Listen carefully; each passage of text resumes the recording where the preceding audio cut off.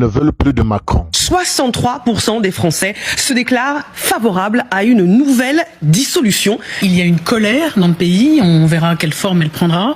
Et depuis la réforme des retraites, il y a eu ce que certains appellent une blessure démocratique qu'il faudra réparer. Je pense que ce sondage traduit cela, l'impression que quand il y a des réformes, elles se font contre la volonté de la majorité des Français. Je vous rappelle que la réforme des retraites, 75%, c'est un chiffre moyen, parfois ça montait plus haut, étaient opposés à cette réforme des retraites et pourtant elle a été promulguée. 63% de Français veulent la dissolution de l'Assemblée nationale.